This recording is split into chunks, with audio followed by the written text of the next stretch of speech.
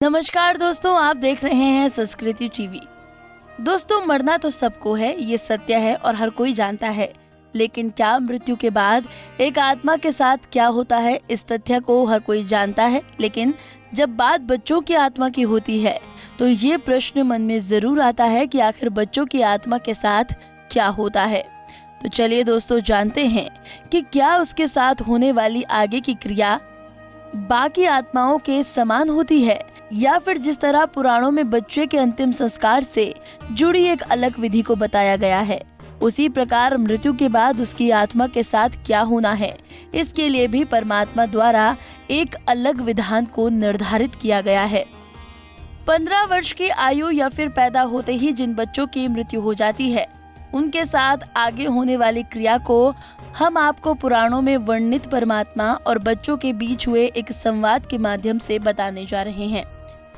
दोस्तों, मृत्यु के बाद 15 वर्ष की आयु तक के सभी बच्चों के लिए परमात्मा द्वारा स्वर्ग के द्वार खोले जाते हैं, क्योंकि पुराणों में वर्णित है कि इस उम्र के बच्चे निर्दोष माने जाते हैं और उनके द्वारा किए गए सभी पाप को परमात्मा माफ करते हैं। बात मान्यता पे आधारित है।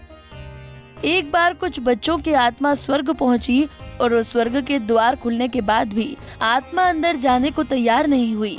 वो वहीं खड़े रहकर अपने माता पिता को तलाश करने लगी। ये देख परमात्मा ने उनसे कहा कि अरे बच्चों, क्या देख रहे हो, स्वर्ग का द्वार खुला है, स्वर्ग में प्रवेश करो। तब सभी बच्चे बड़ी मासूमियत से भगवान से पूछने लगे कि हे परमात्मा, हमें आप स्वर्ग में भेज तो रहे हैं, परंतु हमारे माता पिता कहाँ हैं? हम उनके बिना इसके अंदर कैसे प्रवेश कर सकते हैं? तब परमात्मा बोले, बच्चों, अभी तुम्हारे माता पिता मृत्यु लोक में अपने कर्मों को भोग रहे हैं।